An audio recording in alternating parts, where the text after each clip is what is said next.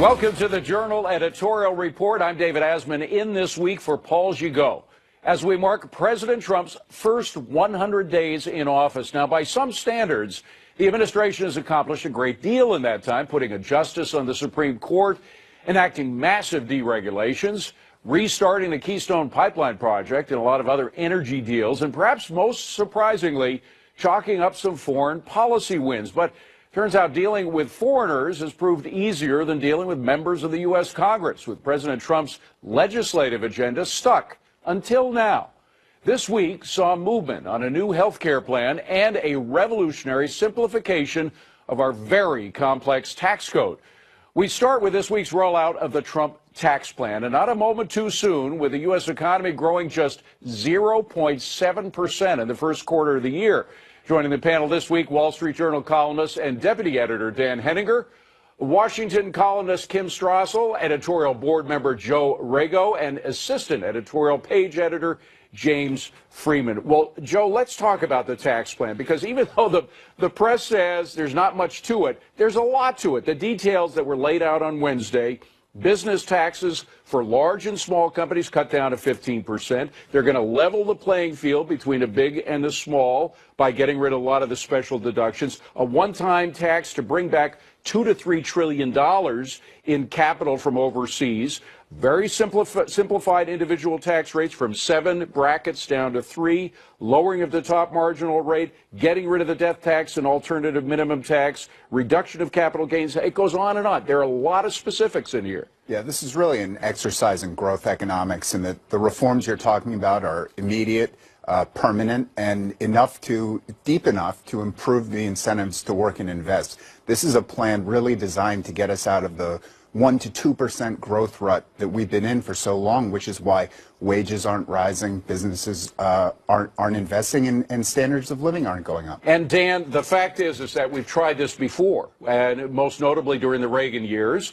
The tax cuts during the Reagan years did not really kick in until 1983. And if you look at a chart of the growth rate from 1981 until the end of the Reagan administration, look at what happened. 1983, we went from a recession, negative 1.9 to 4.6%. Then in 84, we grew 7.3%. And from then on, it was no lower than 3.5%. Yeah, and so we have to ask ourselves, how did it happen? It isn't just magic, though there is perhaps a tax policy that is built on magic. What Reagan did and what the Trump plan is trying to do is what we call a supply-side tax reform, as against the demand side, which is what basically Barack Obama did with his stimulus, which is you drop a lot of money into the economy, you give it to people, they spend it, the economy grows. We tried that for 8 years with 0% interest rates. It didn't work. This one is trying to liberate capital, put money in the hands of the producers. That lower corporate rate of 15% is going to apply as well to small and medium-sized businesses.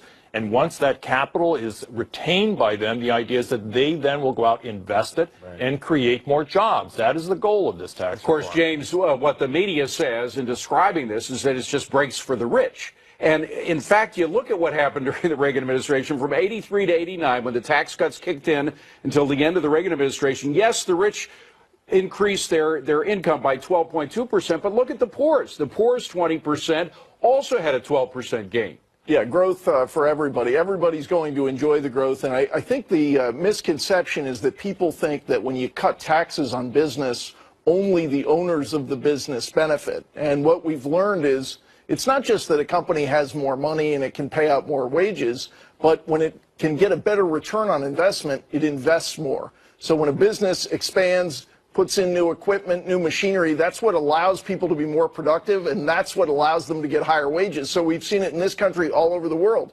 Lower business taxes, more productivity, people get paid more. Kimberly, what kills me about the Democratic criticism of this is they say, oh, it's going to add to the debt. Where have they been for the past 8 years when our debt has grown from 10 trillion to 20 trillion? And that was by raising taxes, by the way. How dare they suggest or throw a stone at somebody else after what they've done? You look at every single model out there, David, and it shows that the quickest way that you can deal with deficits and with debt is with a flourishing, growing economy. That is the way that you end up having massive amounts of tax revenue come back to the federal government when there are more people productively employed and more capital investment. And so, one of the things here that the Republicans are going to face as they deal with this is this criticism of deficit spending. And one thing that's notable and good this time around is you see Republicans pushing back on this and talking about the benefits of growth and the degree to which that growth could help pay for these tax cuts. Yeah. Hey, Joe, that's a very important point because Gary Cohn is the president's chief economic advisor. A lot of people say he came from Goldman Sachs. He was a Democrat. They didn't know that he knew anything about what Dan described as supply side economics. But in fact, when he was pressed on it on Wednesday, he said this plan will pay for itself. We'll have enough growth, enough new economic activity, and enough elimination of those deductions and special deals. It will pay for itself. He didn't back down from that. No, he didn't. And I think I give him credit for getting to this sort of supply side point. A lot of people were skeptical. I think Gary Cohn is very sensitive about the tax cuts for the rich label. This is not a tax cuts for the rich bill. This is a growth bill.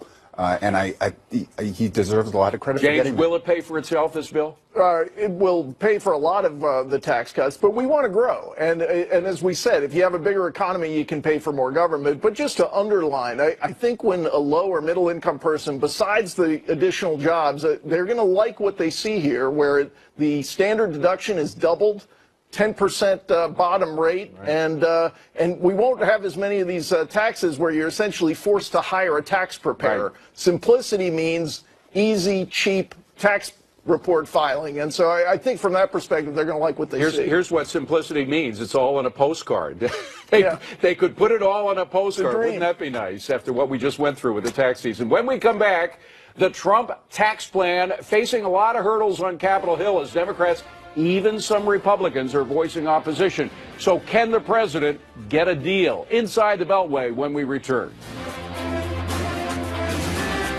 This isn't going to be easy. Doing big things never is. We will be attacked from the left and we'll be attacked from the right. But one thing is certain. I would never, ever bet against this president. He will get this done for the American people. Well, you're certainly going to be attacked from the left. This is the headline in the New York Times the day after it came out. Tax overhaul would aid wealthiest. That, of course, who we just saw was top White House economic advisor Gary Cohn, vowing this week that President Trump will get it done and push his tax cuts through Congress despite opposition from Democrats and even some Republicans. Now, Kim, how much does Washington and the nation's elite dislike what they heard this week? Well, Democrats hated what they heard this week because every aspect of this, other than perhaps some corporate tax reform, are ideas that are anathema to them, as we were just discussing in the first segment. So he's going to get no help from Democrats whatsoever. And one thing that was interesting about this proposal, and I think a smart thing about that proposal, was the acknowledgement that they wasn't going to get any cooperation. The president had been under a lot of pressure to not do whole tax reform, holistic tax reform, just go on the corporate side, try to bring some Democrats over with an infrastructure deal. But there was no guarantee that they would actually go along with that. So what this bill was an acknowledgement that he's not going to get Democrat support. It was very much pitched at Republicans and Republican idea makers with the goal of getting this passed with Republican help. But let me just stick with you for a second here, Kim, because some Republicans have also come out sounding like Democrats saying, oh, this is going to add to the debt, et cetera. How does Trump nail them down? Look, I think that they're going to have to continue with this argument about the growth side of this bill, the importance of it simply from a substantive point of view. We are, as far as we are now, into a middling economic recovery. We saw those GDP numbers. If this doesn't get done, the Republicans risk owning a recession, which would be terrible. But he's got to make the political point to them as well, too, that especially in the aftermath of the problems with the health care bill, they have got to get a victory. And if there are some holdouts that on their own, as they did with health care, ruin this and stop the Republicans from a win, they could own the loss of their congressional majorities. Well, Dan, it's not only the politicians, it's the swamp creatures, the lobbyists from K Street that are dead set against this because they've worked all their lives to get these special deductions. And now they're at risk. Even somebody who's not going to be hurt by this because they're going to keep the mortgage deductions. The Realtors Association came out against this bill, even though they continue to get what they've gotten before, a mortgage deduction. Yeah. Well, as we sometimes say, it's early days. The plan was just announced this week. And, David, there's often a disconnect between the paid lobbyist in Washington whose reactions to something like this is knee-jerk and the people they actually represent out there in the country. And I suspect a lot of the industries that are being represented by these lobbyists are going to call up and say, wait a minute, this looks pretty good to us. I mean, every CEO you talk to and every business owner, if you could drop the corporate tax rate or the taxes I pay on my business, we will invest in the economy. Yeah. And I think that message is going to penetrate even the Beltway over the next several months. And James, if you give people a choice of what they have now, I mean, even the most simple tax forms are more complicated than a postcard. I mean, at least you have to do a couple of pages. Most of us who pay our taxes actually have to go in and hire somebody from H&R Block. Yeah, I think the simplicity is going to be very exciting, very compelling, but also there is a big political winner if the White House can exploit it in this plan, and that is it says finally we're going to stop having people who live in low-tax states essentially subsidized to the tune of $100 billion a year. People who live in places like this, in New York, in New Jersey, in California. This may be why the New York Times is so upset about this thing. The truth is, Mr. Trump, they're going to have to pay more in taxes. Going after a big subsidy for essentially rich people in New York and other places, and this could be a real game changer, not just in terms of the federal tax code, but if you stop rewarding state governments for overtaxing, you might see some. And Joe, you stop rewarding rich people who are getting their special cutaways. But what about the 45% of Americans who don't pay any federal income tax? I mean, that's a constituency that I would think the Democrats would be glomming onto right now to object to this bill. Yeah, I mean, they do pay some taxes. I mean, they pay payroll taxes. Well, and on yeah, their wages, exactly. but state taxes. You're right. They've moved off the income rolls. I don't think that's a particularly potent force to defeat this. It's much more the 90% of the state and local tax deduction flows to people who earn over $100,000 a year. Those are the real thing. Okay. The real constituency. I just want to get Kim in quickly before we go. Kim, what is the chance that the Trump team can steamroll over all this opposition? I think he's got a better chance than with health care. This was something that a lot of Republicans wanted to go with first. Tax reform, there's a huge eagerness for it. He's got a better shot, a pretty good shot that he's going to get this. Okay, last word from Washington. When we come back, movement on another of President Trump's top priorities this week, repealing and replacing Obamacare. How close are GOP leaders to getting their bill across the finish line this time? I'm disappointed. I'll tell you, Paul Ryan's trying very, very hard. I think everybody's trying very hard. It is a very tough system. President Trump on Friday telling Fox's Martha McCallum that he's disappointed that Republicans aren't moving faster on one of his top priorities, repealing and replacing Obamacare. The conservative House Freedom Caucus announced its support for a revised bill this week, but it wasn't enough to put it across the finish line before the 100-day mark, with GOP leaders pushing a vote to next week at the earliest. And action can't come soon enough for voters, 71% of whom say in a new Fox News poll that fixing the healthcare system is a higher priority than reforming the tax system. So, Joe, what is different about this version? Well, there's a heightened sense of political urgency, and then you have a compromise that was struck over the Easter recess between the conservative and the centrist factions within the Republican Party. What it would do is kind of set Obamacare's regulatory rules and so forth as the baseline, but states could obtain waivers to opt out of those rules if they chose to do so. And Dan, that seems to be enough for a lot of conservatives, right? for a lot of conservatives, but now the problem is the moderates who are complaining that it doesn't do much to protect people with pre-existing conditions. David, we're getting to the point where you have to ask, what is the Republican Party for anyway? If they were elected and can't get their act together sufficient to do something like reform Obamacare, I think a lot of independents are out there are going to start saying, why do we support this people? Why not simply go over to the Democrats who know what they believe in and won't self-destruct over issues like this? And I, for the life of me, do not understand why these Republican moderates cannot get up the intellectual energy or inclination to go out and defend a compromise like this. Well, Kim, that leads me to wonder about Paul Ryan. I mean, he failed the first time. If he fails the second time, is he out as Speaker? Because he's supposed to corral these folks. Oh, I don't think he's out because, look, I think the bar for failure here is a little bit different. What we've seen is a process, and it's proving long and messy. But all along, it's achieving something. It's getting closer and closer. And what's notable about this week is, yes, you have had a number of moderates come out and say that they cannot support this version. That is tragic, and you're going to see pressure increased on them to get on board. But what's notable is that there's some key members of that moderate group that have remained silent. They've not come out and said one thing or another. That suggests that they are open, in fact, to coming on board in the end. And what you're just going to see over the next few days are continued negotiations, maybe a tweak here or there. But I am hearing that they are getting very close. And so, again, it's taking longer than you might like. But I think what Paul Ryan's message is we're just going to keep negotiating until we get to yes. James, let's pull back for a second, because there is still a fundamental disconnect between the plan as far as it's gone and the free market, because you are still mandating that insurers do something that's against their own interest. Insure people who are going to cost more in benefits, those with pre-existing conditions, than they receive from premiums, than the insurance company. So there's still something unmarket-like about what they're trying to do. Yeah, I mean, the government has spent decades making this not a market, so it is going to take a little time. And I think that's one thing that's made it difficult to get this process done, is it's several steps. But the first step, cutting taxes by $1 trillion, cutting spending by $1 trillion, starting to reduce regulation, that was a great step last month. A little different version now, where we're going to say, okay, some states can choose to have more of a market. Places like New York probably will choose to have less of a market.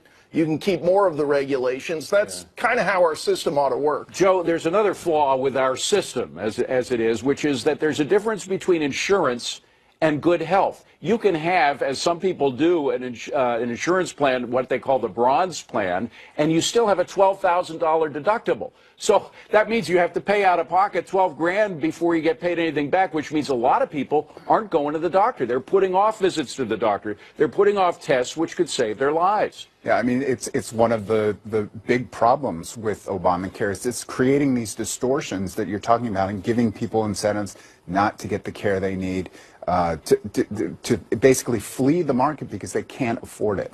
I think this plan, the reform plan that the House Republicans have released, will go a long way to resolving some of those in some of the states. And Dan, the key for a lot of people is getting rid of the middleman, whether the middleman is the government or an insurance company. Just put as little distance between the provider of health care and the recipient of health care, the patient, as possible, so that you can, in some cases, you could just pull cash out of your pocket and pay the doctor instead of having to go through any insurance program. That is exactly the goal, and they're getting very close to it. It's inconceivable to me that the Republicans are going to hit President Trump with 2 setbacks on health care. But if that were to happen, I think that the argument will then be made by the Democrats, why get involved in all this complication? Let's go to a universal health care system. And that's something that nobody wants, and that's what's at stake in this vote. All right, guys, we're going to leave it at that. Much more ahead as we assess the first 100 days of the Trump administration. The president already making his mark in the foreign policy arena amid a new provocation from North Korea. So is a Trump doctrine of some kind emerging? We're going to be asking General Jack Keane coming next.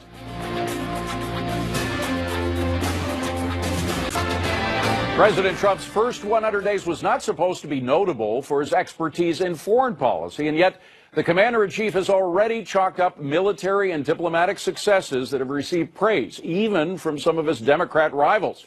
I spoke to retired four-star Army General Jack Keane a little earlier. He is the chair of the Institute for the Study of War and a Fox News military analyst. General Keane, good to see you. Glad you could come here today. Great to be here, Thanks for David. being here. Have you, in the past 100 days, have you seen the development of a Trump doctrine in foreign policy and military policy? Not specifically a doctrine, but I think what we're seeing are some really good threads here. Number one, he's put America back on the world stage again. He's exercising leadership and promoting stability and security where the byproduct is economic prosperity. And the decision-making, what I see is responsible, decisiveness, and also has a moral underpinning to it. It's got two major anchor points. One is reassuring our allies. He has sent his government officials to the Far East, to the Middle East, to Europe, to make certain that they all understand that the alliances of the past, we are back, we're going to back you up, we're going to be there for you. The second anchor point, and we've seen this, he is willing to confront his adversaries. And in a way that his predecessor was not. Well, and in a way that shocked a lot of people. I mean, the most demonstrative point of that, I think, was the Syrian attacks, where we attacked the Syrian air base there. Were you surprised at that? I was not. I was surprised at the chemical attack, but I was not surprised by the response. I knew that the advisors around him would never let that stand. And he has got instincts himself about America, its role in the world, how you got to be responsible. There's a moral issue here in using chemical weapons on your own people. It is a weapon of mass destruction. So he stood up for that. And I don't think he ever said, I'm going to draw a red line, but he implied that there would be a red line over which he wouldn't allow the Syrians to go. And unlike his predecessor, he didn't let him go beyond that. Once they crossed that red line, he acted. Yeah, I don't think he'll ever use the term red line, but he's going to hold behavior of our adversaries to that. And look, Iran, as soon as they violated the UN resolution on missile testing, he confronted them with sanctions. He put a military option on the table with the belligerence of Kim Jong-un and his behavior. Obama never put that military option on the table. He said he had it in the beginning, but everybody knew he took it off the table. You know, another thing that happened about the Syrian attacks with the Tomahawk missiles, it happened just when the Chinese president was here. And while they were having a big, beautiful chocolate cake, apparently, is when President Trump told the Chinese president about the missile attack. Did that help in any way to get the Chinese working harder in dislodging the North Korean threat? Oh, absolutely, David. You put your finger right on it. Yes. I think they knew instinctively that they were dealing with a different type of American president. And it began at that dinner because of what took place that night. You think that was just a happy coincidence that no, I think she happened to be there at the moment? No, I think it is coincidental, but it's a gift that fell right into the president's lap, to be frank about it. And listen, the goodness out of that, for the first time in 20-plus years, the Chinese are working diplomatically to try to curb North Korea's behavior. And both presidents have spoke a number of times on this. We believe that's a major diplomatic breakthrough.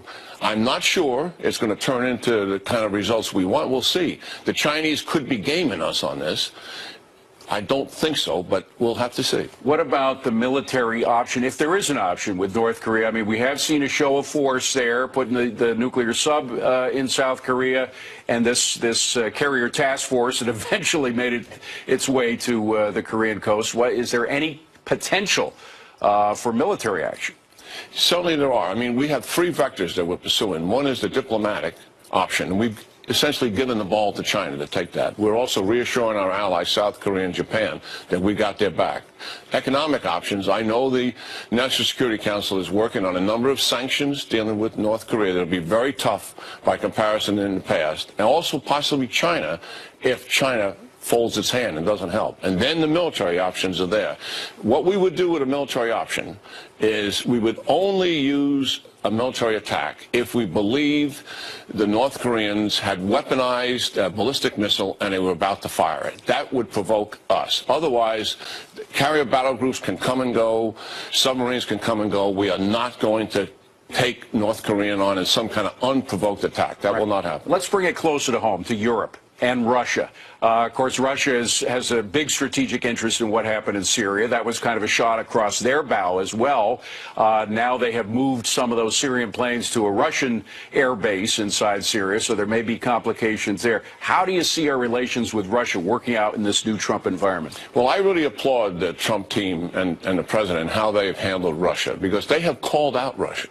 And Tillerson did it at the press conference in Moscow. Secretary of State Rex Tillerson. Lavrov sitting right next to him. He said the behavior and the relationship has never been as low as it is right now. And then he called him out for backing a criminal in Syria, right in front of Lavrov. Second, he said to him, he said, the Minsk Accord in Ukraine, where we had agreed that they would pull the separatist forces out and their military capabilities. Tillerson said this in front of Lavrov. He said, until such time that you do what you're supposed to do with the Minsk Accord and pull your troops out from there, this relationship will never improve. Wow. And then he called them out for meddling in our election.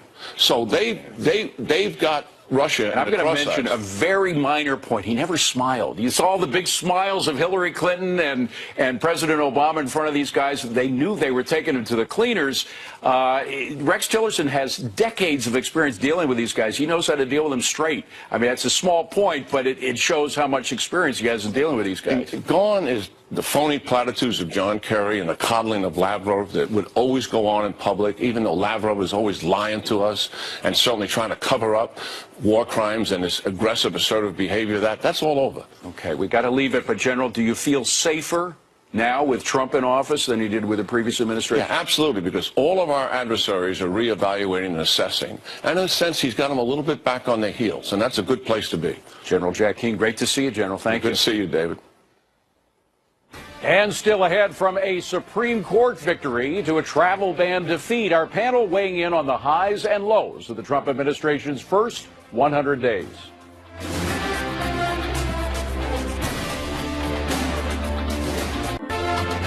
We're moving awfully well. We're getting a lot of things done.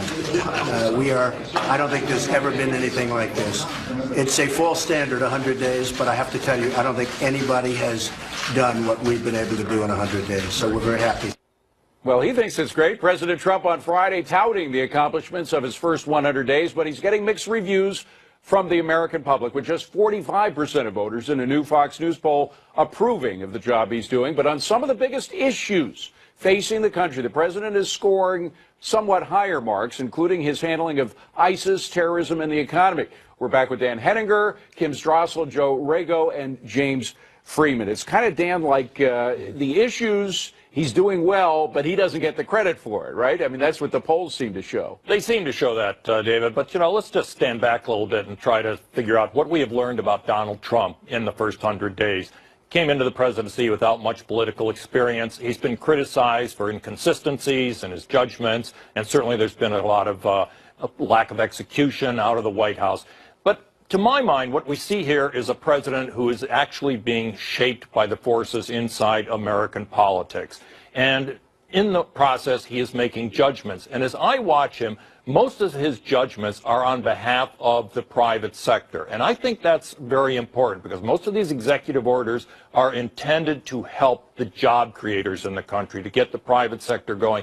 And to me, that's an enormous antidote to what we've had the last 8 years, is that somebody actually understands how the economy works and is trying to move towards a system that allows that economy to function again. But, Kim, in some cases, he is changing the status quo, not necessarily being influenced by it, but really changing it. I'm thinking of foreign policy, as General Keane was just saying. I mean, the whole leading from behind thing has changed completely. He's totally reversed that, hasn't he?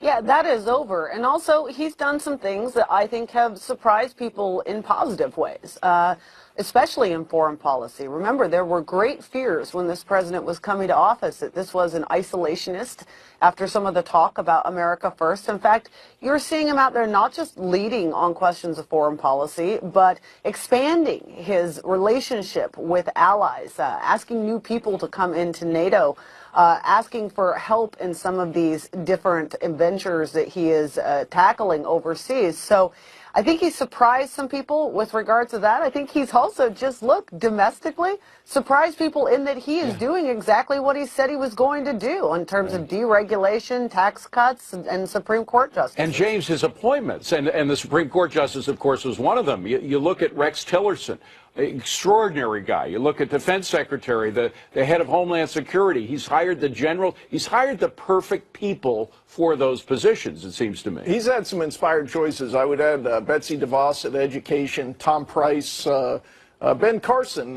You know, these are change agents in the government. I think that's what we need. But until he gets his big tax cut signed, I think you got to mark him incomplete. On the plus side, as you mentioned, I think the big achievement of the first 100 days is Neil Gorsuch on the Supreme Court. For people who want limited government, the rule of law, this really induced a state of euphoria, which I think may last for a while. But, well, and of course, a lot of people voted on the basis of thinking about the Supreme Court. That's why a lot of people didn't vote for Hillary Clinton. But, Joe, the question of legislative victory, he's had a lot of personal victories. He's appointed good people. The executive orders, some of them have been terrific in terms of getting the economy going. The market certainly believes so, having grown about 2,000 points on the Dow since he was elected. But he still hasn't had a legislative win, other than Gorsuch, which actually was a legislative win, even though it was a simple majority. Yeah, I mean, I think you have to put health care in the failure column for the first 100 days, although maybe there's reason for optimism next week. I guess the other weakness I would cite is just the way the president has used his credibility. It's a president's most valuable resource, and sort of picking dumb, pointless fights over inauguration crowd. I hope you're not talking about his Arnold Schwarzenegger criticism. I thought he was right up. No, I'm kidding. I actually thought that was hilarious. But it's just a president needs credibility to make appeals to the public and to get things through Congress. And he's having so much trouble with Congress in part because he's been so inconsistent. Dan, what would be the brass ring, the mother load over the next 100, or maybe let's not do 100 days, but over the first term? If, for example, he gets a revolutionary new tax plan like the one that was outlined this week, or if, in fact, it's clear that we can say ISIS has been defeated, something like that, what would be the mother load issue for you? Well, undoubtedly, it would be the tax reform bill. We haven't had tax reform on that scale for 30 years, and you're talking about giving the economy an opening for, say, the next 15 or 20 years to simply go about the business of reviving itself. Later in the term, they might get around to reforming Dodd-Frank, getting all the sludge that was created inside the financial and the banking system. That's a big part of it. And as General Keane was suggesting, reassuring our allies the United States is going to be a global leader again rather than being back on its heels. That would be a big... Kim, let me change the question just a little bit for Inside the Beltway Talk. What does he need to do over this first term in order for the GOP to win the midterm election? Let's just say 2 years down the line. That's an important midterm election. What does he have to do between now and then? It's incredibly simple. He has to show that Republicans can lead and actually accomplish something. I mean, that's the important point about that healthcare failure and these questions of whether or not he gets tax reform, is that this is beyond the policy question. The voters this time said, look, unhappy with Democratic leadership in the White House and in the Senate and in the House when that was there, and we are going to give Republicans an unparalleled opportunity to run both of those branches of government and see what they can do. If they cannot perform, then that tryout is over and they lose that interview and things go back to the Democratic Party. All right. Thank you, gang. When we come back, 2 new reports that parents of college students can't afford to miss. Is that steep tuition you're now paying for your sons and daughters really worth it? Answers coming up.